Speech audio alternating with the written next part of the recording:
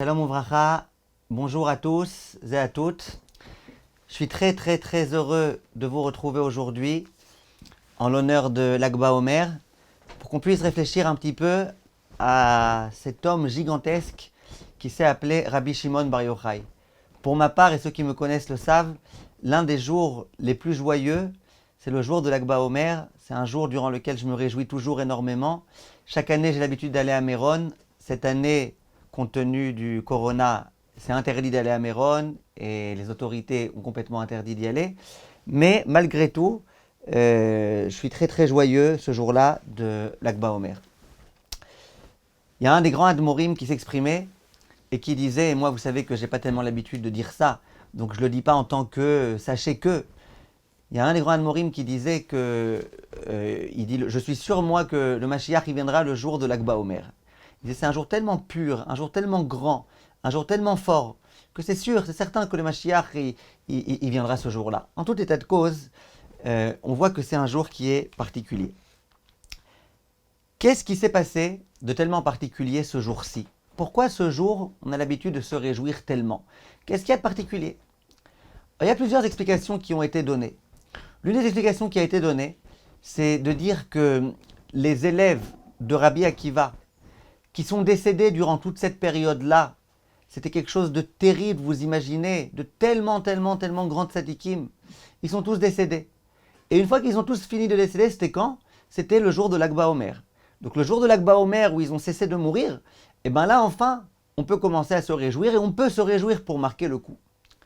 Sur ça, il y en a qui posent la question et qui disent « Mais c'est bizarre, les élèves de Rabbi Akiva sont tous morts. » Ça veut dire que le décret, il avait été édicté à l'encontre de tous les élèves de Rabbi Akiva. Et ils sont tous morts. Maintenant, ils sont tous morts quand ça? Le jour de l'Akba Omer. C'est une raison de se réjouir. Ils sont morts ce jour-ci. Ils ont arrêté de mourir ensuite parce qu'ils étaient déjà tous morts. Il n'y avait plus personne à tuer en quelque sorte. Donc qu'est-ce qu'il y a de tellement joyeux ce jour-là? Pourquoi on dit que ce jour-là est quelque chose de tellement magnifique? Il y a un des grands Mefarshim qui s'appelle le Rama de Pano. Lui, il dit quelque chose de très joli. Il dit que Rabbi Akiva, il devait mourir. Akadosh Baruch Hu avait décidé que ce n'est pas les élèves qui doivent mourir, mais c'est Rabbi Akiva. Et qu'est-ce qu'il a fait Akadosh Baruch Hu? Il savait que c'était une âme tellement importante, Rabbi Akiva, et qu'il fallait absolument le maintenir en vie, qu'il a préféré tuer à la place de Rabbi Akiva les 24 000 élèves. Ça veut dire que les 24 000 élèves, eh ben, ils avaient le niveau de Rabbi Akiva. Imaginez un petit peu la grandeur de Rabbi Akiva. Pour que les 24 000 élèves ils doivent mourir pour permettre à Rabbi Akiva de rester en vie, c'était en quelque sorte un sacrifice. Et bien regardez un petit peu la grandeur. Parfois il y a des grands rabbinim qui meurent ou qui ont des soucis.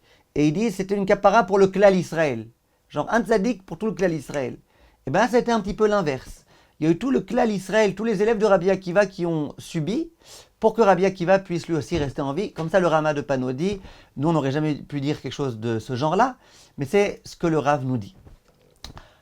En tout état de cause, pourquoi ce jour-là alors on se réjouit? On se réjouit d'abord parce que Rabbi Akiva est resté en vie, et on se réjouit aussi du fait que ce sacrifice ait été accepté aux yeux d'Akadosh Baruch Hu. Il y en a qui expliquent d'une façon un petit peu différente, mais on va voir que les idées se rejoignent un petit peu. Une fois que les 24 000 élèves sont morts, Rabbi Akiva, il ne savait plus quoi faire. Il fallait bien continuer à propager la Torah. Il n'y avait plus personne. Or, il a pris un petit noyau d'élèves, parmi lesquels Rabbi Shimon Bar Yochai. Il a commencé à leur enseigner la Torah. Il leur a commencé à leur donner tous les secrets de la Torah. Il a commencé à leur enseigner plein de choses. Et ça, c'était quel jour? C'était le jour de l'Akba Omer où il a commencé à leur enseigner la Torah. Disent Rachamim que ce jour-là, où Rabbi Akiva, il a continué ce qu'il avait déjà commencé. Ce jour-là où Rabbi Akiva ne s'est pas désespéré. Ce jour-là où Rabbi Akiva a fait en sorte de pouvoir permettre à la Torah de poursuivre. Et bien ce jour-là, c'était un jour particulier, un jour énorme, un jour gigantesque, et donc un jour de joie. Parce que si jusqu'au jour d'aujourd'hui, on a le droit à la Torah, c'est grâce à ce jour-là où Rabbi Akiva, il ne s'est pas désespéré, et où il a enseigné la Torah. Et Chachamim nous font remarquer qu'a priori, à la place de Rabbi Akiva, non, ce serait certainement désespéré. J'avais des élèves, je me suis tué pour eux, je leur ai enseigné toute la Torah, et maintenant ils meurent tous. Visiblement, c'est qu'il y a un problème. Visiblement, c'est que je ne suis pas apte à être un rave. Visiblement, c'est que à quoi ça sert? Je vais renseigner la Torah pour qu'à nouveau mes élèves meurent. À la place de Rabbi Akiva, on aurait pu désespérer. Ben, la grandeur de Rabbi Akiva et la joie qui est la nôtre en cette période-là, en ce jour-là, c'est de dire bravo Rabbi Akiva, de ne pas avoir désespéré. Il y a écrit dans le concept de Hashavat Aveda, il y a écrit Aveda Shelo Midat. Quelquefois, excusez-moi, écrit Yehush Shelo Midat. Yehush Shelo Midat, ça veut dire quelquefois, je me désespère de quelque chose, mais Shelo Midat. Explication de la halakha, ça veut dire qu'il y a quelque chose, je ne sais pas encore que je l'ai perdu. Quand je saurai que je l'ai perdu, je ferai Yehush, je détacherai mon esprit de cet objet-là. Mais pour l'instant, je ne suis pas encore au courant. Le Rav de Kotz qui dit, il faut lire différemment. Il faut dire Yehush Shelo Midat. Quelqu'un qui fait Yehush, quelqu'un qui se désespère, c'est quelqu'un qui manque de lucidité, qui manque d'esprit. Parce que quand tu as de l'esprit, tu comprends bien qu'on ne fait pas Yehush.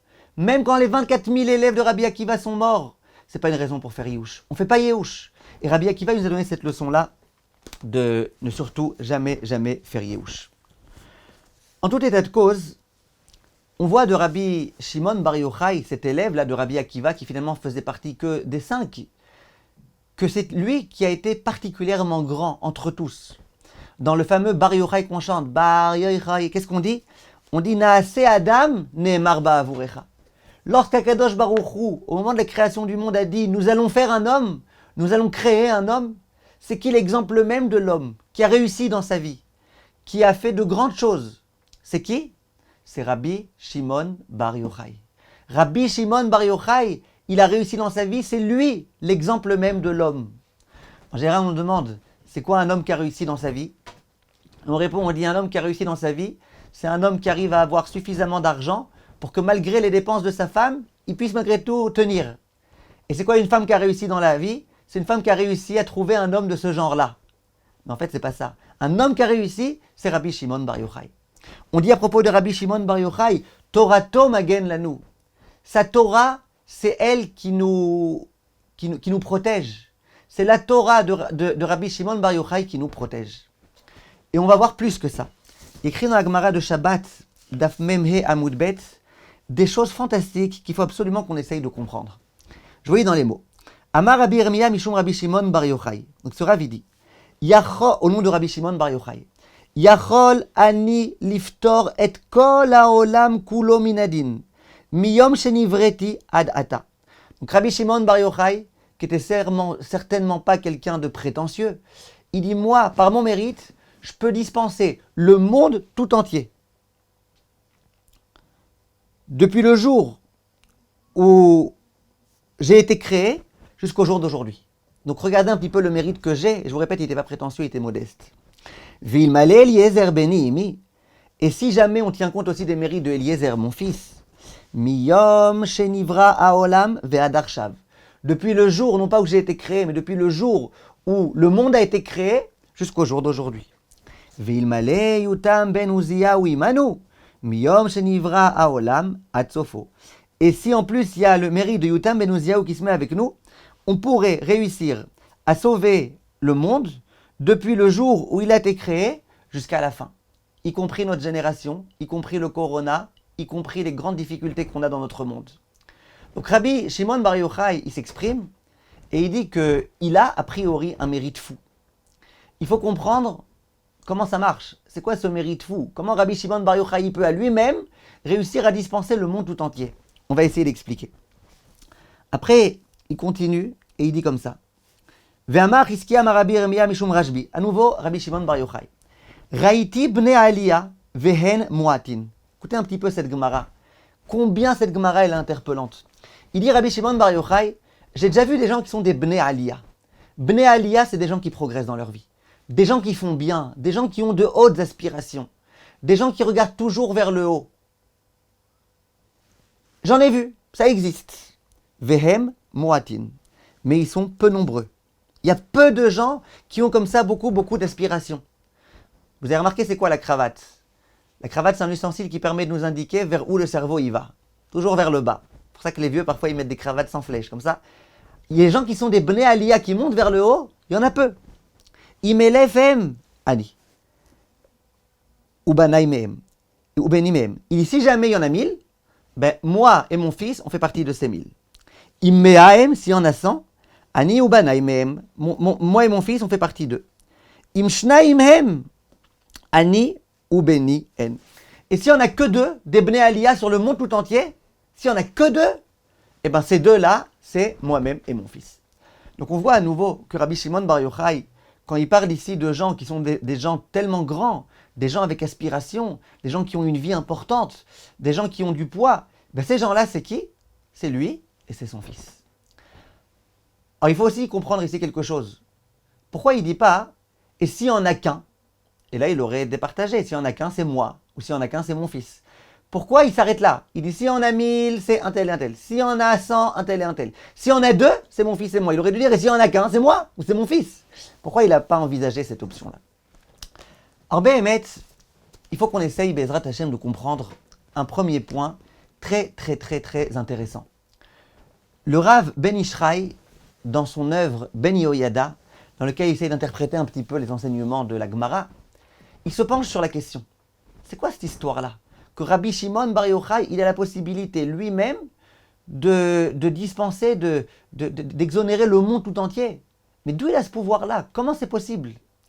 Et il dit quelque chose de très joli. C'est un petit peu du pile-poule. Mais regardez comment c'est joli. Il y a écrit dans Chazal qu'un jour Akadosh Baruch Hu va s'adresser à l'homme et il va lui dire, regarde, pourquoi dans ta vie tu as fauté? Tu aurais dû te comporter de façon droite. Pourquoi tu as fauté? Or l'homme il va dire, écoute, je vais te dire la vérité. L'âme elle va prendre la parole, elle ne verse pas de ma faute. C'est de la faute du corps. La preuve, depuis le jour où j'ai été séparé du corps, depuis le jour où cet homme-là est mort, je ne fais plus de faute. Je me trouve en haut avec les anges et puis je ne fais plus aucune faute. C'est pas de ma faute à moi, c'est à cause du corps. Bon, d'accord. Alors Hachem va s'adresser au corps. Il va dire au corps, pourquoi tu as fauté? Bien, c'est pas de ma faute, c'est de la faute de l'âme. Pourquoi c'est de la faute de l'âme? La preuve, depuis que je suis mort, je suis enterré, sous terre, dans un tunnel souterrain, je fais plus de faute. Je suis tranquille. Donc c'est de la faute de l'âme, c'est pas de ma faute à moi. Et là, Kadosh Baruch Hu, il est embêté. Il dit, alors qu'est-ce que je fais? C'est de la faute de qui? C'est de la faute de l'un, c'est de la faute de l'autre, qu'est-ce qu'on fait? Viennent Chazal et disent, à quoi la chose ressemble? La chose ressemble à quelqu'un qui avait un potager, en un mot, et qui voulait absolument le garder, faire en sorte que les gens ne mangent pas ses fruits et ses légumes, etc. Qu'est-ce qu'il a fait? Il s'est dit, si je mets un gardien, mais que ce gardien, il voit les beaux fruits, il risque d'en venir à les manger. Donc je ne peux pas mettre quelqu'un qui voit. Alors qu'est-ce que je fais? Il a dit, j'ai une super idée. Je vais mettre un gardien qui est aveugle. Comme ça, lui, il ne verra pas. Il ne verra pas les fruits. Mais lui, je lui mets des jambes. Il dit, je vais mettre quelqu'un d'autre qui voit. Mais lui, il n'a pas de jambes. Comme ça, si celui qui voit et qui n'a pas de jambes, il voit qu'il y a un voleur qui arrive, il va prévenir l'aveugle. Et puis de cette façon-là, tout est résolu. Il dit comme ça, il n'y a aucune chance. L'aveugle, lui, il ne voit pas les fruits, donc il ne mangera pas. Et celui qui voit, de toute façon, il ne peut pas se déplacer jusqu'à là-bas, donc il ne les mangera pas. Il s'est dit, tout est résolu. Qu'ont fait ces deux rigolos? À un moment donné, celui qui voit bien, il a dit à l'aveugle, écoute, il y a des super fruits là-bas, tu sais, ça vaut le coup. Mais moi, je ne peux pas me déplacer. L'aveugle dit, moi, je ne vois pas. Il dit, mais tu me fais confiance? Oui, je te fais confiance. Allez, viens, monte sur mes épaules. Le clairvoyant a pris l'autre sur ses épaules et ils ont été ensemble. Et voilà. Et comment il s'appelle? Excusez-moi, l'aveugle, il a pris l'autre sur ses épaules. Ils ont été ensemble. Et puis celui qui voyait, il accueillait les fruits. Et l'aveugle, c'était lui qui le véhiculait. D'Isra Chabim, c'est exactement la même chose. On a un corps et on a une âme. Et chacun, tout seul, ne pourrait pas fauter. Chacun à lui-même, il ne fauterait pas. Pour fauter, on a besoin des deux. Une âme, ça ne faute pas. Même si une âme, ça a envie de fauter, elle n'a pas le corps pour se déplacer. Et le corps, lui, il peut se déplacer, mais il n'a pas l'âme pour l'animer. Alors qu'est-ce qui se passe à ce moment-là? Eh bien, à ce moment-là, il y a les deux. Que fait Akadosh Baruch Hu? Eh bien, il va faire comme le propriétaire de ce potager. Il va prendre l'aveugle, il va mettre sur ses épaules l'autre, il va dire, vous voyez que c'est vous qui avez mangé tous les fruits? Pareil avec Akadosh Baruch Hu. Il va prendre l'âme, il va l'investir dans le corps, et il va dire, l'âme et le corps, ensemble, vous fautez. Si vous fautez, vous fautez. Voilà ce que Chachamim nous enseigne. Maintenant, écoutez bien, vient le Ben Ishraï avec un très beau chidouche. Dans les halachot Shabbat, dans la Gemara de Shabbat, et ça va bientôt être les Dapé Ayomi de cette Gemara-là, il y a un concept qui est très important. Le concept, il dit la chose suivante. Imaginez deux personnes qui font ensemble une melacha pendant Shabbat. Il y a deux personnes qui font une melacha. Nous, on a toujours été au courant que quand il y en a un qui fait une melacha, un qui fait un travail interdit pendant Shabbat, il est passible de la peine de mort ou quoi, il est chayav. Donc qu'est-ce qui se passe si on est deux à faire? Alors, si on est deux à faire, il y a écrit qu'on est patour. Ba'asota, écrit dans la Torah, il faut qu'il y en ait un qui fait la melacha. Si on la fait à deux, on est patour. Maintenant, la question qui se pose, c'est, ok, s'il y a une melacha que moi je pouvais faire tout seul, et que toi tu pouvais faire tout seul, et qu'on l'a faite ensemble, donc en quelque sorte, moi j'ai fait la moitié, l'autre a fait la moitié, je comprends qu'on soit patour. Mais qu'est-ce qui se passe si moi tout seul j'aurais pas pu la faire? Quelque chose de super lourd. On le porte du domaine privé au domaine public. Tout seul, j'aurais jamais réussi à porter ça. Toi tout seul, t'aurais jamais réussi à porter ça. C'est à nous deux qu'on a réussi à porter ça. Et tous les deux, on a porté. Et tous les deux, on a sorti du domaine privé au domaine public, on a fait une melacha. Est-ce qu'on est chayav ou est-ce qu'on est patour? Là, il y a une marloquette. Tanakama, il dit, vous êtes chayav. Puisque toi tout seul, tu pouvais rien faire. Et que l'autre, il pouvait rien faire tout seul. Donc chacun était nécessaire ici. Donc chacun a fait comme une melacha entière. Donc on est chayav. Vient Rabbi Shimon Bar Yochai, et il nous dit, c'est pas vrai. Même dans ce cas-là, et il le prouve de Psukim, même dans ce cas-là, on n'est pas tour, on est dispensé. Pourquoi on est dispensé même dans ce cas-là? Il y a des Psukim qui le prouvent. S'il y en a un seul qui fait une melacha, c'est dans ce cas-là que la Torah prévoit qu'il soit chayav. Si on est deux, il n'y a pas. Même si chacun ne pouvait pas faire la melacha tout seul. Vient le Ben Ishraï et il dit, écoutez la beauté de l'idée. Il dit, Rabbi Shimon Bar Yochai, il est conscient d'une chose. Selon ce qu'on vient de dire, quand un homme faute, il y a et son âme et son corps qui fautent. La preuve, l'âme toute seule, quand elle est séparée du corps, elle ne faute plus. Le corps, quand il est séparé de l'âme, il ne faute plus. Donc qui est-ce qui faute? C'est les deux. Quand il y en a deux qui font ensemble quelque chose d'interdit, on n'est pas tour. On n'est pas chayav, on est dispensé, on n'est pas tour. Bon, tu vas me dire, ok, mais l'âme, elle ne pouvait pas faire sans le corps il ne pouvait pas faire sans l'âme. Donc ça s'appelle Ze'eno Yachol ve'Ze'eno Yachol, on a besoin de l'un et de l'autre. Oui, mais Rabbi Shimon Bar Yochai, il pense que même quand l'un ne pouvait pas faire l'interdit sans l'autre, et que l'autre ne pouvait pas faire l'interdit sans l'un, on considère malgré tout qu'on est chayav. C'est la raison pour laquelle viennent Chachamim et disent que dans ce cas-là, que se passe-t-il? Et bien dans ce cas-là, d'après Rabbi Shimon Bar Yochai, on est dispensé. C'est pour ça que Rabbi Shimon Bar Yochai dit, moi je peux être poter et kol haolam. Moi-même j'ai la capacité d'être poter tout le monde, puisque moi j'arrive avec mon argument très très fort, qui est que Ze'eno Yachol ve'Ze'eno Yachol, on n'est pas tour, on est deux à avoir fait, on n'est pas tour. Ça c'est une explication très jolie que le Rav a donnée. Maintenant il faut comprendre quelque chose d'un peu plus profond. Que se passe-t-il avec Rabbi Shimon? Quand on nous parle de Rabbi Shimon, on dit Torato Magen Lanu, c'est sa Torah qui est notre refuge, c'est elle qui nous protège. Et on raconte, dans le cours que j'ai donné vendredi, j'ai ramené des enseignements dans lesquels on voit qu'une fois il y avait une épidémie, et Rabbi Shimon Bar Yochai, il a réussi à arrêter l'épidémie. Et tellement de choses grandioses de Rabbi Shimon Bar Yochai. Et quand on parle du Zohar HaKadosh, tous les Chachamim, regardez avec quelle attention ils parlent du Zohar HaKadosh. C'est la profondeur par excellence. Comment ça se fait? Qu'est-ce qu'il y a eu de particulier avec ce Rabbi Shimon Bar Yochai? On vient de Chachamim et nous disent, c'était quoi le secret de Rabbi Shimon Bar Yochai? Rabbi Shimon Bar Yochai, c'est celui dont on dit Torato Umanuto. Sa Torah, c'était sa vie. La vie de Rabbi Shimon Bar Yochai, c'était la Torah. Il y a des gens pour lesquels ils sont prêts à passer du temps pour la Torah. Non, Rabbi Shimon Bar Yochai, la Torah, c'était sa vie. Il n'y avait que ça dans sa vie. Il y avait tellement que ça dans sa vie qu'il a écrit qu'il ne priait pas, Rabbi Shimon Bar Yochai. Il n'était pas tour de tfila. Pourquoi? Torato Manuto. Sa Torah, c'était son métier, c'était son travail, c'était sa vie. Rabbi Shimon Bar Yochai, c'est un homme qui a étudié avec énormément d'assiduité. Combien de temps ça fait que nous sommes en confinement? Quelques mois, maximum 2 mois. On n'en peut plus. On n'arrive pas à étudier.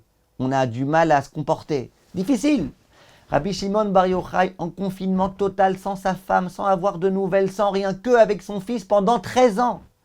13 ans dans une grotte. Et regardez ce qu'il est devenu, Rabbi Shimon Bar Yochai. Dans ces moments-là, il a étudié avec énormément de sérieux. Dans sa vie, il n'y avait que la Torah à ce moment-là. Il fallait bien qu'il mange. Akadosh Baruch Hu a fait un miracle. Et le miracle qu'il a fait, c'est qu'il y a eu un caroubier qui a poussé. Un caroubier, Chachamim, ils nous font remarquer que le caroub d'abord, c'est pas normal qu'en plein milieu, il y ait un caroub qui commence comme ça à jaillir. Une fontaine aussi. Et en dehors de ça, Le Maharsha nous fait remarquer qu'il y a un double miracle. Parce que le caroub, ça prend 70 ans pour qu'on puisse profiter de son fruit, pour qu'il commence à donner des fruits. Et là, d'un coup, le caroub, les fruits. Comment ça se fait? Alors on dit, c'est le miracle. Alors viennent Chachamim et disent, mais si déjà il y a un miracle, alors donne des fruits un peu meilleurs que le caroub. Il y a écrit dans Chazal que le caroub c'est un aliment d'animal. Le caroub c'est pas tellement bon. Je sais pas, donne un fruit plus beau, meilleur, avec de meilleures choses. Fais un autre miracle. Dit Chachamim, non. Rabbi Shimon Bar Yochai, dans plein d'enseignements qui sont dispersés en toute la Gemara, on voit que son opinion c'était de dire que si tu veux grandir en Torah, il faut t'écarter de la matérialité. Écarte-toi de la matérialité. Et d'ailleurs, vous remarquez que les hommes droits n'ont pas dévié. D'accord? Ça veut dire, faut pas avoir trop de confort. Si tu veux réussir dans ta vie, il faut absolument que quoi? Que dans ta vie, tu t'écartes de la matérialité. Comme ça, c'était l'opinion de Rabbi Shimon Bar Yochai. Et c'est la raison pour laquelle on lui a donné le minimum du minimum du minimum. C'est comme ça qu'il a pu avancer, qu'il a pu étudier et qu'il a pu réussir. La grande question qui va se poser, et je me permets de vous la poser, c'est de dire, mais attends, Rabbi Shimon Bar Yochai, quand même, il était dans sa grotte, sans arrêt dans sa grotte. Qui est-ce qu'il a connu? Qui est-ce qui venait lui demander des bénédictions? Qui est-ce qui venait lui demander des conseils? Qui est-ce qu'il appelait pour ces questions de halacha? Wallo, zéro.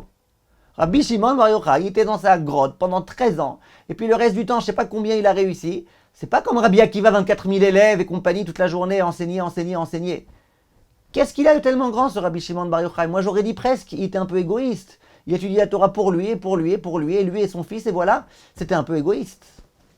Alors, il faut comprendre ici une idée extrêmement importante. Juste, on avait posé une question. On a dit pourquoi Rabbi Shimon Bar Yochai, il n'envisage pas la possibilité que le monde ne puisse être exonéré que grâce à l'un. Il dit, s'il y en a 1000, c'est mon fils et moi. S'il y en a 100, s'il y en a 2, pourquoi il ne dit pas s'il n'y en a qu'un? Le Rav Levinstein, il dit au nom d'un Rav, il dit la chose suivante. Il dit parce que ça n'existe pas. Un père, il ne peut pas dire moi sans mon fils. Ça n'existe pas. Le père, il donne tout à son fils. Il se tue pour son fils. Il prie pour son fils. Il est prêt à renoncer même à son argent pour que son fils puisse étudier la Torah, pour l'éducation de son fils. De dire s'il n'y en a qu'un, ou mon fils ou moi, inconcevable pour lui. En tout état de cause, Rabbi Shimon Bar Yochai, il était tout seul, en train d'étudier la Torah dans sa tente, dans sa grotte, avec son fils. Il était Torato Manuto, c'est-à-dire qu'il n'avait pas une minute pour sortir, pour aller donner des cours, pour aller faire des choses. Comment tu peux dire que c'est lui qui protège le monde tout entier, que c'est grâce à sa Torah? Et regardez un petit peu, cette année, Corona, mais les autres années, regardez combien de dizaines de milliers de personnes se rendent à Méron, le jour de la Hiloula de Rabbi Shimon Bar Yochai, pour se réjouir. Comme si on ressentait un petit peu que ce jour-là, c'était un jour qui nous concernait à tous. Comme si on était un petit peu tous les élèves de Rabbi Akiva, de Rabbi Shimon Bar Yochai. Pourtant, on n'est pas tous des kabbalistes. Il y a beaucoup de gens qui se prennent pour des kabbalistes. Ça, il y en a même trop. Mais entre nous, il y en a très peu qui sont des vrais kabbalistes. Et pourtant, les gens, ils se disent être les élèves de Rabbi Shimon Bar Yochai. Les gens, ils se rendent à Méron. Et les gens, ils prient. Et les gens, dès qu'ils ont un petit problème, ils vont à Méron pour prier sur la tombe de Rabbi Shimon Bar Yochai. Qu'est-ce qu'il y a de tellement particulier chez ce Rabbi Shimon Bar Yochai qui a finalement vécu que pour lui-même? On a l'impression. De là, on voit un très grand enseignement. Et on va essayer, Bezrat Hashem, de le diviser en deux parties. La première rapide, la deuxième on va un peu plus s'étendre. Regardez le poids qu'a un homme dans sa Avodat Hashem, même quand il est discret, qu'il n'est pas vu et qu'il n'est pas connu. Nous, on a l'impression que pour pouvoir être grand, il faut donner des grands cours dans lesquels il y a des milliers de personnes, il faut faire des grandes choses, il faut faire des grandes afrachot chala, il faut prier à un endroit où tout le monde me voit, Mais si je suis tout seul, en confinement, dans ma pièce, dans ma chambre, en train de prier, en train d'étudier, en train de machin, qu'est-ce que ça fait? Qu'est-ce que ça peut faire? Ça qui va faire venir le Mashiach? Ça qui va faire avancer les choses? Regardez ici l'idée. Regardez l'idée comment elle est forte ici. Rabbi Shimon Bar Yochai, dans sa tente, c'est lui qui illumine le monde tout entier. C'est grâce à lui qu'il y a des xérotes qui sont annulés. Ça veut dire quoi? Regardez le pouvoir de chaque juif. Quand il fait ce qu'il fait, en toute discrétion, sans aucune ostentation, sans que personne le voie, regardez le pouvoir qu'il peut avoir. Et si, tout à l'heure, quand j'irai aux toilettes, après je fais un beau Asher Yetzar, personne ne m'a vu, Ça n'a intéressé personne. J'ai pas prévenu dans tous les groupes Facebook que j'ai fait un beau Asher Yatsa. Et pourtant, regardez le pouvoir que ça peut avoir. Ça veut dire que dans le monde dans lequel on vit, dans lequel on est dans un monde de façade, de parade, on a envie de se montrer, et puis plus on est vu, plus on a l'impression qu'on réussit, et plus on réussit à avoir beaucoup de vues sur YouTube, plus on pense que dans ce monde de mensonges, essayons un tout petit peu de nous rappeler. La chose principale, c'est la relation qu'on a avec Hachem. Hachem et moi. Lorsque moi je prie, je peux sauver le monde tout entier. Lorsque moi je prie, je peux réussir à faire des choses tellement grandes, tellement gigantesques, entre Dieu et moi. Et ça, on le sait. Il y a plein de textes qui le disent. Que l'homme, de par sa avodat Hashem, de par son limud Torah en particulier, grâce à ça, il y a des femmes qui peuvent avoir des enfants, alors qu'elles n'en avaient pas. Grâce à ça, il y a des gens qui réussissent à résoudre leurs problèmes de shlom bayit. Grâce à ça, il y a beaucoup de bonnes choses. Combien de gens, Baruch Hashem, n'ont pas attrapé le corona grâce à certains qui ont étudié la Torah. Alors évidemment, on ne pourra pas le prouver. Qui est-ce qui peut réussir à le prouver? On ne peut pas le prouver, mais on y croit. Ça, c'est le premier point que je voulais vous dire. Le deuxième point que je voulais vous dire, et qui ressort de cette même question, et c'est un point auquel on réfléchit malheureusement pas toujours suffisamment, j'aimerais vous le dire aujourd'hui, j'en avais déjà parlé une fois il y a longtemps dans un cours, j'aimerais vous le dire maintenant. Il y a écrit dans un pasouk, dans Mishlé, Alechem Ishim Ekra. Je m'adresserai à vous. C'est quoi Ishim? Ishim, c'est les hommes. À vous, les hommes, je m'adresserai. Maintenant, de qui on parle? Dit Razal, Amar Rabbi Brachia, Elu Talmidei Chachamim, Shedomim Lenashim, Veosim Gvura Ke Anashim. Ça fait allusion aux Talmidei Chachamim, qui sont comparables à des femmes, mais qui sont forts comme des hommes. Ishim, c'est un mot qui est un petit peu confus. Quand on veut dire un homme, on peut dire Anashim. C'est quoi Ishim? Ishim, c'est le degré le moins haut de l'homme en tant qu'homme. Dit la Gemara, on fait allusion ici au Talmidei Chachamim. On a l'impression que c'est des femmes, mais en fait, ils sont forts comme des hommes. Alors, je ne sais pas quel Talmid Chacham vous avez déjà vu. On a l'impression que c'est une femme. Moi, j'espère que vous n'avez pas l'impression que je suis une femme. Je fais rien pour en tous les cas. Je ne suis pas maquillé avant le cours. Je pense que j'ai quand même une voix d'homme. C'est quoi que les Talmidei... Bon, vous allez me dire que je ne suis pas Talmid Chacham, vous avez raison. Mais Rav Chaim Kanievski, vous avez l'impression que c'est une femme. Pour regarder Rav Ovadia, c'était pas une femme. Qui était fort, oui, ça on a vu combien il était fort. Mais pourquoi tu me dis que c'est une femme? Alors ça veut dire quoi cet enseignement-là? Vient le Ben Ishraï et il dit quelque chose de très fort. Il dit que quand on nous parle de Ish ou Isha, je vais dire, ne vous vexez pas, de mâle ou de femelle, dans la Kabbalah, à quoi on fait allusion? On ne fait pas allusion à homme, il a la barbe, ou femme, elle a pas de barbe. C'est pas ça qu'on fait allusion. Quand on fait allusion à l'homme, on fait allusion au donneur. Le mâle, c'est celui qui donne. La femelle, c'est celle qui reçoit.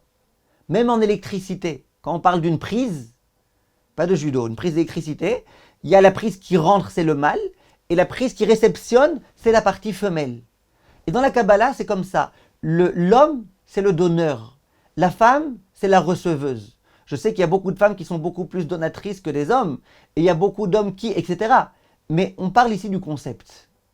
Quand on nous parle du Talmid Chacham, vient Rabbi Berachia, et il dit au Talmid Chacham, on a l'impression que c'est un receveur, mais en fait, c'est un donneur. Ça veut dire quoi? Dis Rachamim, et le Ben Ishraï en l'occurrence, quelque chose de très fort. Il dit, regardez, le Talmid Chacham, de quoi il vit? Le Talmid Chacham, il vit généralement, surtout au jour d'aujourd'hui, de quoi? De dons que les gens lui donnent. Il étudie dans un kollel et on lui donne. Il donne des cours et on lui donne. Il fait des choses et on lui donne. Pourquoi c'est comme ça? Parce que s'il passait sa journée à travailler, il ne serait pas Talmid Chacham. Donc pour être Talmid Chacham, il a besoin de recevoir. Donc quoi? Donc quelle impression on pourrait avoir? On pourrait avoir l'impression que c'est un receveur. Donc que c'est une femelle, que c'est une femme. Le Talmid Chacham, c'est une femme, puisqu'il fait que recevoir. Dit le Rav Brachia, non. Veosim gvura ke anashim. Ils sont forts comme des hommes. On a l'impression que c'est des receveurs, mais en fait, c'est des donneurs. Et pourquoi c'est des donneurs? Parce que grâce à leur Torah, le monde tout entier réussit. Grâce à leur Torah, le monde tout entier a de la réussite. Grâce à leur Torah, il y a des femmes qui n'ont pas d'enfants qui réussissent à avoir des enfants. Il y a des gens qui ont des problèmes qui arrivent à voir mieux. Ça, c'est grâce à quoi? Grâce au Talmid Chacham. Comme on a écrit dans le Passouk, c'est Mar Zevulun Betsetecha Veisachar Beoalecha. Vous savez que Zevulun, c'est l'emblème, c'est l'exemple de celui qui va travailler, qui traverse la mer, les océans. C'est qui Issachar? Issachar, c'est celui qui étudie la Torah. Issachar Beoalecha. Issachar dans tes tentes. La tente de la Torah.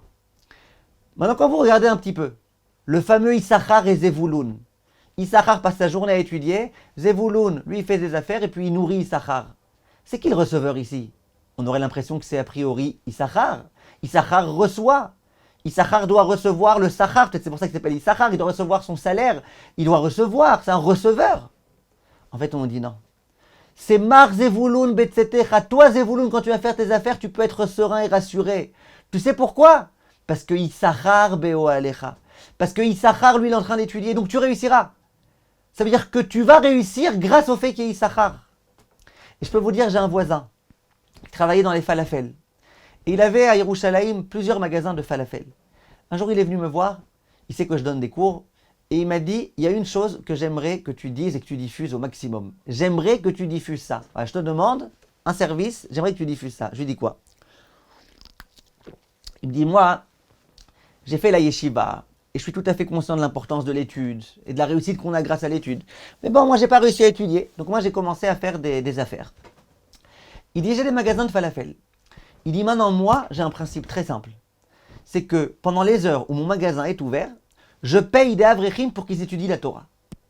Je paye des avrechim de telle heure à telle heure, tu étudies pour la réussite de mon ESSEC. Il dit, je vais te dire quelque chose. À chaque fois que j'ai fait ça, ça a marché. Quand quelquefois mon Yetzirah m'a tourné la tête, et il m'a dit, hey, de toutes les façons tu réussis, laisse tomber, ça va, tu peux ne pas les aider, c'est avrechim. De toutes les façons tu réussis. J'ai arrêté de les aider, d'un coup ça rebaissait complètement. Pour une raison ou pour une autre, il n'y avait plus de clients, il y avait beaucoup moins de commandes, il y avait des soucis qui m'arrivaient, il y avait des contrôles, il y avait des machins, il y avait des... Donc je me remettais à aider, et à nouveau ça réussissait. Il me dit, raconte ça en mon nom. Bien que c'est des chazal explicites, si quelqu'un commence à voir que ses biens ne réussissent pas, et bien qu'il commence à donner beaucoup plus de tzedaka, c'est des textes explicites dans chazal, dans les gmarot, dans les midrashim. Mais c'est quelque chose qu'on voit. C'est-à-dire que la réussite, d'où elle provient? Elle provient de celui qui étudie la Torah. C'est la raison pour laquelle on dit du Talmid Chacham qu'il est semblable a priori à une femelle. On a l'impression, toujours en train de recevoir, toujours il doit demander, toujours il arrive comme ça un peu honteux parce qu'il doit demander pour sa yeshiva, pour son machin. Mais Baba, si ta vie elle réussit, si toi tu arrives à faire des affaires, c'est grâce au fait que tu es aidé. Si tu n'aidais pas, la Torah, bichlal, tu ne réussirais pas. Ça, c'est ce que Chachamim nous enseigne. J'ai entendu du Rav Shlomo Levinstein deux histoires très très très très belles qu'il a racontées à ce sujet. On pourra en raconter plein, mais deux histoires très très belles. Il y a un homme qui a reçu chez lui pendant des années un jeune étudiant. Cet homme-là, c'est un ami du Rav Shlomo Levinstein. Rav Shlomo Levinstein, c'est un des très grands conférenciers en Israël qui est très agréable à écouter. Il a écrit le livre que vous devez connaître, Matok Haor. Et ce Rav, il raconte, il dit qu'il y a un Bachour Yeshiva qui est arrivé à Bnei Brak, et dans la Yeshiva, il n'y avait pas de place pour l'accueillir. Donc les parents ont demandé, s'il vous plaît, est-ce que vous pouvez l'accueillir quelque part? Qui est-ce qui peut le recevoir, etc. L'ami du Rav Shlomo Levinstein a dit, moi je suis prêt à le recevoir chez moi. Il l'a reçu chez lui, et il s'est occupé de lui, et il s'est préoccupé de lui, et ceci et cela. Il dit, au bout d'un moment, que s'est-il passé? L'enfant, le jeune homme s'est marié, et ceci et cela. Et ce jeune homme-là, donc il était encore un petit peu en contact après, malgré tout, avec cette famille-là. Ce jeune homme-là, un jour, ils discutent donc les deux ensemble. Il lui dit, écoute, bon, Baruch Hashem, ça va, tout va bien. L'étude, ça va, je réussis dans mon étude. Mais sur le plan matériel, walou, tout l'argent que je gagne, au kollel, que ma femme gagne, ça va dans la location de la maison. Alors je sais, voilà, c'est mon seul problème. Par ça, tout va bien. Baruch Hashem, tout va bien. Alors cet homme, il s'est dit, ça serait bien de l'aider. Il dit, mais je ne sais pas comment je peux l'aider. Parce que cet homme-là lui-même, il n'était pas riche. Cet homme-là lui-même, il avait des enfants qu'il avait déjà mariés. Il avait déjà un petit peu de dettes. Et puis, il ne savait pas très bien quoi faire. Mais il avait gardé dans sa tête, il y a ce jeune que j'aimerais tellement aider pour qu'il puisse acheter une maison. il a besoin d'un apport qui puisse acheter une maison. Bref, cet homme-là, il commence à réfléchir qu'est-ce qu'il peut faire, qu'est-ce qu'il ne peut pas faire. Et d'un coup, il a eu, je ne sais pas exactement ce qui s'est passé, c'est un héritage qu'il a reçu ou une prime qu'il a reçue. En tous les cas, d'un coup, en dehors de l'argent qu'il gagne habituellement, il a reçu 200 000 shekels. Alors il dit, Chazak, bravo, 200 000 shekels, j'ai bien, qu'est-ce que je fais avec? Il a commencé à réfléchir. Qu'est-ce que je fais avec cet argent-là? Maintenant, cet homme-là, il avait une fille qui n'avait pas d'enfant. Elle s'était mariée, ça fait déjà plusieurs années, elle n'avait pas d'enfant. Elle avait été voir les médecins, et les médecins ont dit ton mari ne pourra pas avoir d'enfant, on a fait toutes les analyses, etc. Aucune façon qu'il puisse avoir des enfants. Cet homme-là était embêté parce qu'il voulait beaucoup le bien de sa fille, et il voulait beaucoup qu'elle ait des enfants. Il dit qu'est-ce que je fais? Et d'un coup il dit bon, regarde, j'ai 200 000 shekels. La chose la meilleure, on m'a toujours enseigné que c'est la tzedaka. La tzedaka au Talmidei Chachamim. Il dit j'ai une bonne idée. Je prends cet argent-là, et je vais le donner à ce jeune homme. Après, il fait le calcul, il dit, ouais, mais lui, il veut acheter une dira pas trop loin du Beth Midrash, et ça coûte tant et tant, etc. Mais ça ne sera pas assez, 200 000. Il y a besoin de au moins 330 000. Il se dit, allez, c'est pas grave. Il a été voir un riche, quelqu'un qui habitait dans les parages, qui lui avait 2 enfants. Et ces 2 enfants, ils devaient se marier. Ils n'avaient pas encore trouvé. Cet homme, il va le voir, il lui dit, écoute, je sais que tu as 2 enfants qui veulent se marier. Je sais que tu aimerais beaucoup qu'ils se marient, regarde. Moi, j'ai été prêt à donner 200 000 pour ce Talmid Chacham là qui puisse enfin s'acheter une maison. Toi, je te demande de donner 130 000. Tu veux pas, sache que tu auras beaucoup de réussite dans le mariage de tes enfants parce que aider un Talmid Chacham, il n'y a rien de mieux que ça. Bon, cet homme-là, sans réfléchir, il signe un chèque de 130 000. Notre cher ami va voir le jeune homme, il dit voilà, tiens, 330 000, tu as de quoi avoir un apport, tu peux acheter une maison, etc., etc. Et l'histoire raconte, histoire authentique de l'ami du Rav Shlomo Levinstein, l'histoire raconte que quelques mois après, la femme est tombée enceinte et Baruch Hashem a ensuite accouché. En dehors de ça, l'homme là en question qui avait envie de marier ses enfants qui n'arrivait pas, il a réussi, la première année à marier son premier enfant, l'année d'après à marier son deuxième enfant, tout a marché de façon extraordinaire.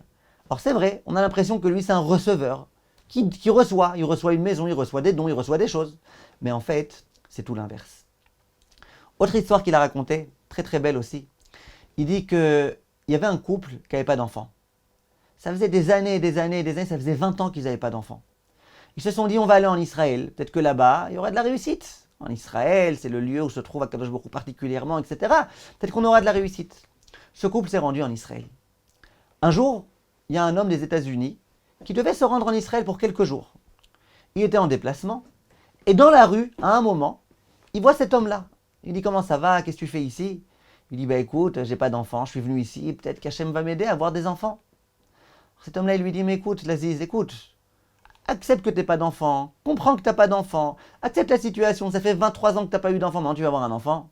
Accepte la situation, accepte, et puis voilà. Et l'autre, il lui dit, écoute, je sais pas, moi, non, j'espère avoir des enfants, je continue à prier, je garde espoir, etc. Il dit, mais non, regarde, t'es tellement malheureux, sans arrêt, t'espères avoir des enfants, chaque mikvé, t'espères que tu vas avoir des enfants, après ta femme à nouveau, elle a les règles, laisse tomber. Bref, cet homme-là est retourné aux États-Unis, il a raconté à sa femme. Il a dit à sa femme, écoute, voilà, j'ai rencontré un tel, il m'a dit qu'il espérait encore avoir des enfants. Et je lui dis, mais non, arrête, laisse tomber, accepte la situation. Or, sa femme, elle lui dit, mais pourquoi tu te mêles toujours de ce qui ne te regarde pas? Il te dit qu'il espère avoir des enfants, dis-lui Bezrat Hashem. Il dit, mais non, mais si tu l'avais vu, dans quelle affliction il est, dans quelle difficulté, désarroi il est. J'étais obligé de lui dire, arrête de sans arrêt espérer, arrête. Accepte la situation et voilà, tourne une page. Alors, sa femme, elle dit, qui te dit? Qui te dit qu'il n'aura pas? Il dit, mais ça fait 20 ans qu'il n'a pas, maintenant il va avoir. Il dit, et qui te dit? Alors le mari, il dit, tu sais quoi? S'il a un enfant, voilà, moi je te promets, s'il a un enfant, je vais être avrer, je vais passer maintenant ma journée à étudier la Torah. La femme, elle dit, ok.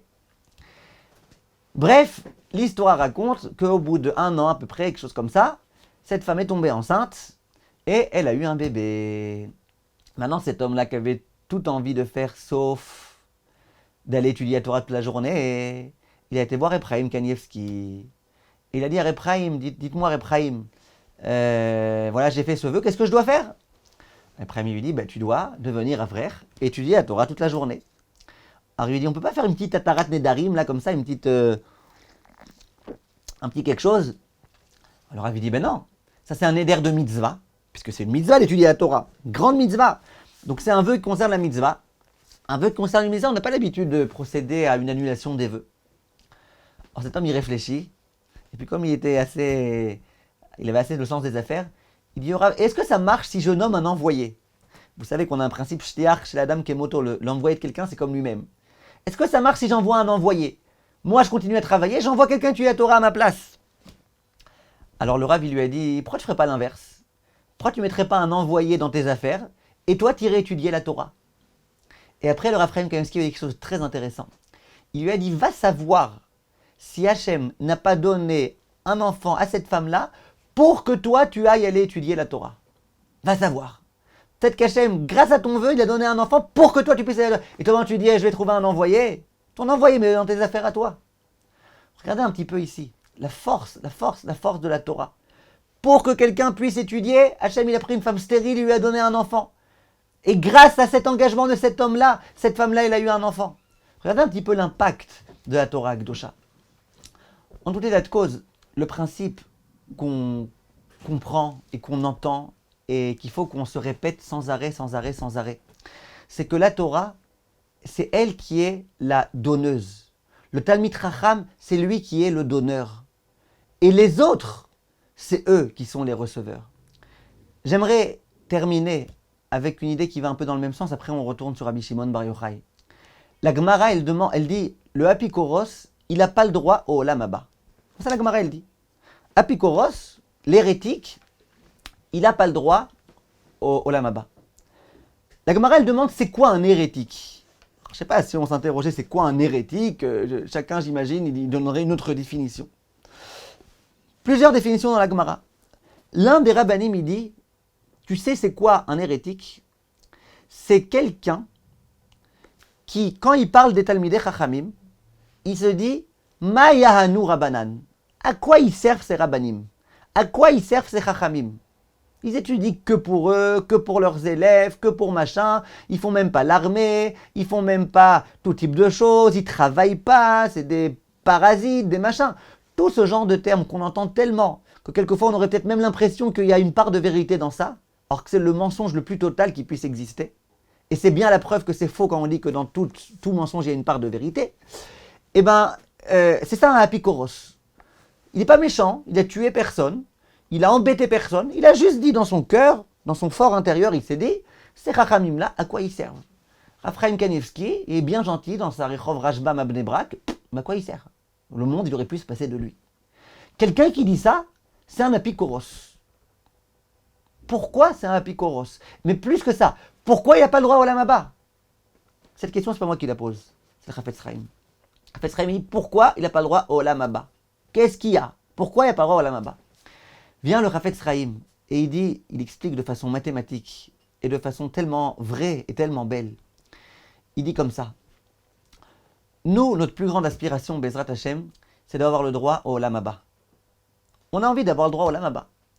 Maintenant, dans l'Olam Haba, Bezrat Hashem, par le mérite de nos mitzvot, eh ben, on pourra avoir une grande part au Olam Haba. Chaque mitzvah qu'on accomplit, c'est une part de Olam Haba.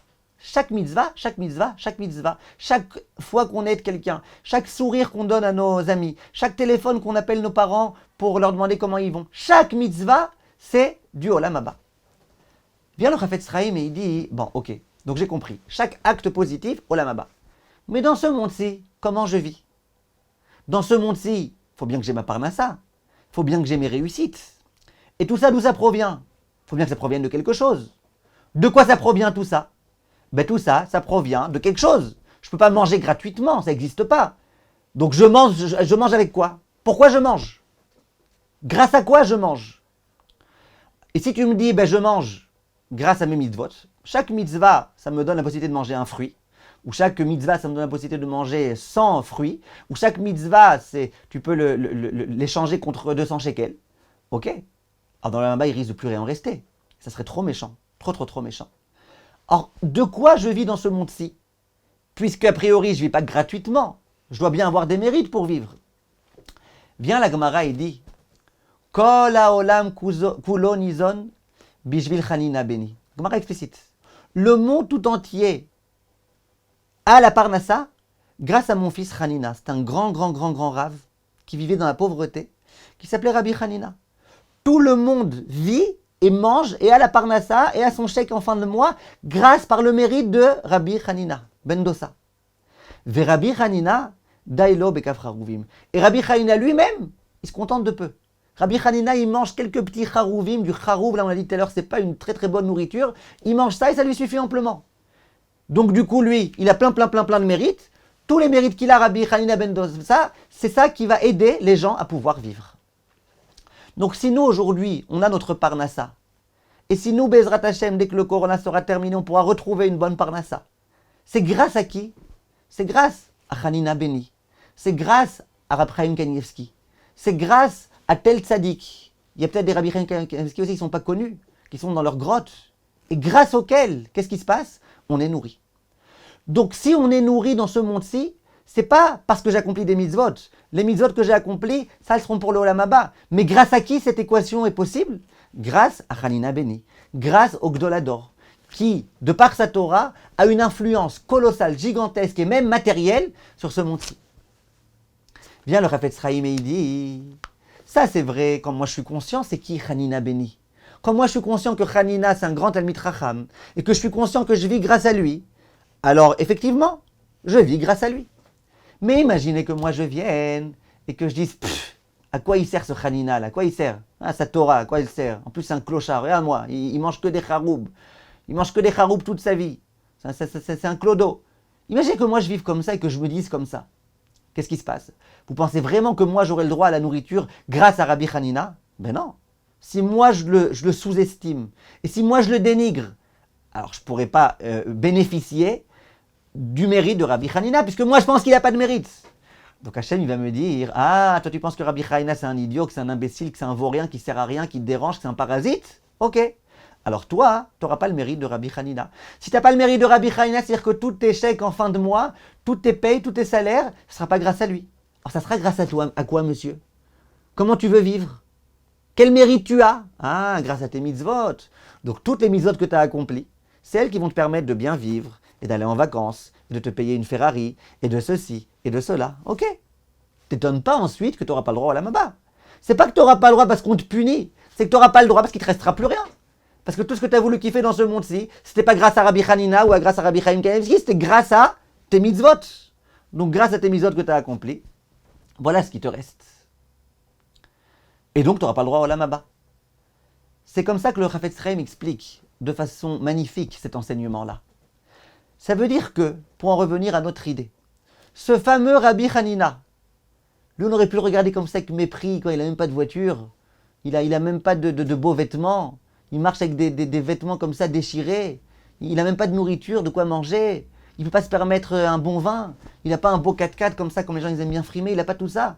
Bon alors c'est un petit nul. Non, grâce à lui et sa pauvreté, le monde entier vit. Les riches, ils ont leur nourriture dans ce monde-ci. Les autres pauvres, ils ont la nourriture dans ce monde-ci. Grâce à cet homme-là, dont on a l'impression que lui, c'est un pauvre malheureux, lui, il réussit pas tellement dans ce monde-ci, machin. Non seulement il réussit, et non seulement il est heureux du peu de charouvim qu'il mange, mais en plus c'est grâce à lui que le monde tout entier fonctionne. Mais ça n'a pas l'air. Ça n'a pas l'air. C'est pas l'impression qu'on a. Nous, l'impression qu'on a, c'est que, heureusement qu'il y a des riches. Que serait le monde des yeshivot sans les riches? C'est vrai que les riches, ils aident beaucoup le monde des yeshivot, et bravo, et c'est leur grand mérite. Mais s'il n'y avait pas de yeshivot, et s'il n'y avait pas de talmidei chachamim, et s'il n'y avait pas de gens qui étudiaient cette fameuse Torah, eh bien, il n'y aurait rien du tout. Les riches, ils n'auraient pas d'argent pour aider, et le monde, il ne pourrait pas se maintenir. Le monde se maintient grâce à la Torah. C'est le Gemara dans le début de Avodah Zarah, Akadosh Baruch Hu, il a fixé une règle. C'est que le monde pourrait se maintenir grâce à l'étude de la Torah. Et c'est comme ça que le Ben Ishra explique le fait qu'il y ait dans tout type de pays des changements horaires. Quand ici il fait jour, là-bas il fait nuit. Parce que quand il fait nuit, on dort. Donc quand aux États-Unis ils dorment, en Israël on étudie la Torah. Quand en Israël on dort, là-bas ils étudient la Torah. Il ne faut pas qu'il y ait un moment sans Torah. Un moment sans Torah c'est dangereux. Un moment sans Torah c'est terrible. Et vous voyez ce qui se passe quand un Kadosh Baruch Hu il décide, une fraction de seconde visiblement, de retirer un petit peu sa Hashgacha. Le monde tout entier peut être paralysé. Le monde tout entier peut être en coma, dans le coma. Donc, ce qu'il faut qu'on retienne, et c'est l'idée que Rabbi Shimon Bar Yochai va nous donner, ce fameux Rabbi Shimon Bar Yochai, qui était, je répète, dans sa grotte, qui était tout seul avec son fils en train d'étudier la Torah, qui n'a pas eu des grandes décisions à prendre sur le plan politique, qui n'a pas eu de grandes choses à dire et de grandes choses à faire, qui n'attirait pas les foules de par sa parole. Ce fameux Rabbi Shimon Bar Yochai, regardez l'impact fou qu'il a eu. Parce que c'est ça la force de la Torah. C'est sûr que si on a la possibilité de diffuser la Torah, il faut la diffuser, il faut donner des cours à des gens, il faut qu'il y ait des gens qui nous écoutent, etc. Mais la force de la Torah, elle est telle que même si tu es toi seul avec ta Torah et que tu étudies, ça vaut le coup. Alors bien sûr, vous allez voir des gens qui vont dire, il me fait de la peine lui, c'est un frère qui a 70 ans. Je ne comprends pas, alors t'es quoi? Alors t'es rien? Je vous promets, j'entends des gens dire ça, parfois je deviens fou furieux. Un frère qui a 70 ans, il a la barbe blanche, il est comme ça en train de se balancer toute la journée sur sa Gemara. Il y a des gens, souvent des Français d'ailleurs, mais ça peut être aussi des Américains ou des Juifs, qui vont dire, mais lui, il a bousillé sa vie, il a gâché sa vie. Bon, ok, t'étudies à 30 ans, 40 ans pour devenir rave, après tu fais des conférences, tu donnes des cours, tu fais des machins, ok. Mais quoi, jusqu'à 70 ans, il est comme ça en train d'étudier la Torah? Pour moi, c'est la plus belle réussite. Rabbi Shimon Bar Yochai, vous pensez que c'est pas ce qu'il faisait? Rabbi Shimon Bar Yochai, c'est ce qu'il faisait. Moi, personnellement, pour vous donner mon exemple, c'est ce que j'essaye de faire et ce que j'aspire de faire. Parce qu'il y a beaucoup de cours que je refuse de donner sous prétexte que c'est les heures dans lesquelles je suis au collège et que je veux continuer à étudier la Torah.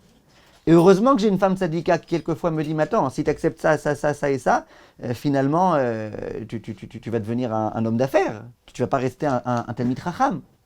Donc c'est ça, la plus grande aspiration de quelqu'un. Ça doit être de continuer à étudier la Torah. David HaMelech, il disait, Achat sha'alti me'et Hashem, il y a une chose que j'ai demandé, Shivti bevet Hashem, d'être dans la maison d'Akadosh Baruch Hu. Et bien ça, c'est ce que Rabbi Shimon Bar Yochai nous a enseigné. Je prie Bezrat Hashem. Pour l'ensemble du Klal Israël, on se trouve dans une période très difficile, comme on le sait tous. Une période dans laquelle on ne peut même plus vivre avec les autres à l'extérieur. On est renfermé sur nous-mêmes, renfermé avec nos familles, renfermé, on ne peut même plus prier Betsibour. Tous les secrets qu'on a comme ça pour réussir un petit peu à faire avancer les choses, on ne peut pas en profiter pour l'instant. Et la seule chose qu'on a, c'est Akadosh Baruch Hu. Et c'est la possibilité de demander à Akadosh Baruch Hu qui nous protège et qui nous sauve de cette situation-là. Méron peut être fermé. Je vous assure, pour moi, Méron qui est fermé à Lag BaOmer, c'est quelque chose d'inconcevable. Moi, ça fait peut-être 15 ans que chaque Lag BaOmer, je vais à Méron. Quand il y a eu la guerre dans le nord, Méron était quand même ouvert. Pourtant, c'est dangereux, tellement de gens dans tout petit endroit. Et bien, la guerre, elle s'est arrêtée un petit peu avant. Il y a toujours Méron a été ouvert. C'est un endroit dans lequel il y a tellement de gens, il y aurait tellement de possibilités qu'il y ait tout type d'attentats. Baruch Hashem, tout se passe toujours bien. Le nombre de personnes qu'il y a là-bas, c'est un miracle chaque année qu'il n'y ait pas des dizaines et des dizaines de morts. Mais Rabbi Shimon Bar Yochai, il est là-bas et il s'occupe de nous et il prie à Kadosh Baruch Hu en notre faveur.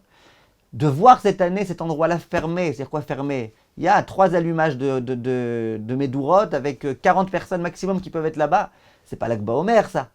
Et bien c'est ce qu'Akadosh Baruch Hu a voulu, c'est ce qu'Akadosh Baruch Hu a décidé. Yehi Ratson Bezrat Hashem. De là où on est, même si Méron est fermé, nous, de là où on peut prier à Kadosh Baruch Hu. Rappelez-vous de cette image-là. Rabbi Shimon Bar Yochai, dans sa grotte, il a de l'influence sur le monde entier. Nous, dans notre grotte, on a de l'influence sur le monde entier. C'est pas parce que tu iras à Méron que tu auras plus d'influence que si tu restes chez toi à la maison. Donc, Bezrat Hashem, qu'on ait le mérite de se renforcer en Torah. Tout un chacun qui prenne sur lui et étudie encore un petit peu plus, encore un peu plus fort, encore avec un peu plus de conviction, encore avec un peu plus de discrétion. Et Bezrat Hashem, qu'on ait le mérite, grâce à Rabbi Shimon Bar Yochai, de beaucoup réussir. Je vous bénis Bezrat Hashem tous, toutes, que vous ayez beaucoup de réussite. Le cours d'aujourd'hui et la journée d'études sur le site est pour la réussite de la famille Journeau qui a acheté cette journée. Bezrat Hashem, que cette année, ils aient le droit au mérite de marier leur fille, Bezrat Hashem. Et Leilou Nishmat, son mari, et Mme Journeau, Leilou Nishmat, son père, qui est décédé il n'y a pas longtemps. Et voilà, Besorot Tovot, merci beaucoup de votre attention. Merci d'avoir été là. Je sais que ce soir, il y avait beaucoup de sollicitations extérieures. Merci de m'avoir fait l'honneur d'être là. Et je vous souhaite beaucoup de réussite.